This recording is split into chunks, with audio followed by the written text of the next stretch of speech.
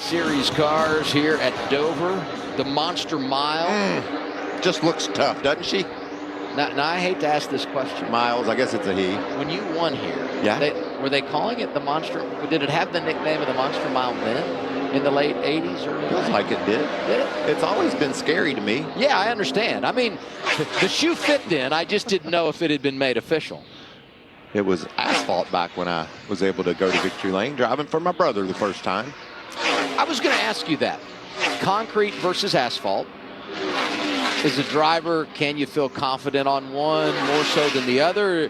Can one just psychologically mess with you? How do you handle concrete? You know, the concrete, when you first hit it, it's definitely rougher. You know, you can feel every crack and every dip in the road.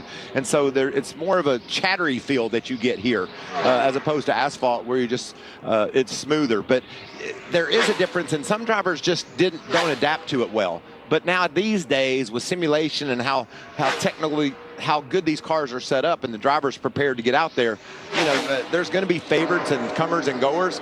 But someone like A.J. Allmendinger, he's going to figure it out eventually, Adam. Down on the left front, really good. The platform of the car is really good. It turns really good. It's just, I can't put any wheel in it, honestly, man. It's just so loose from the first lap. And then by that last lap there, just trying to not bust mine all the way through the corner.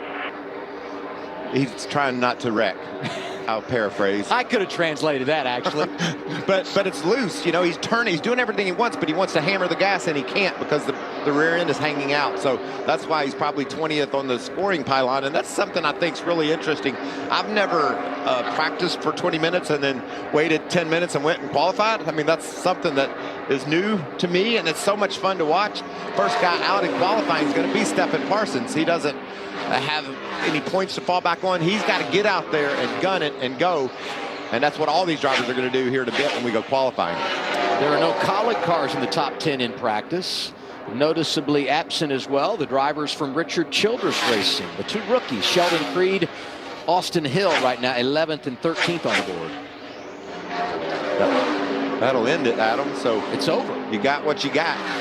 I think and I talked about 20 minutes of practice. You've got to change gears in your mind now. You got to go out and just bust off 2 of the fastest laps possible. You can't worry about, you know, this is all about how it's going to race later in the day tomorrow. Now we got to focus on getting these qualifying laps done. All 4 junior motorsports cars in the top 10 in practice. The 3 cars from Joe Gibbs Racing, Riley Herbst up there, Raj Caruth, and Chandler Smith. Regan, what are your observations? Well, Adam, 20 minutes of practice, but some drivers didn't need that full 20 minutes. Josh, you got out of your car after about 10 minutes of practice. How good was that number 8?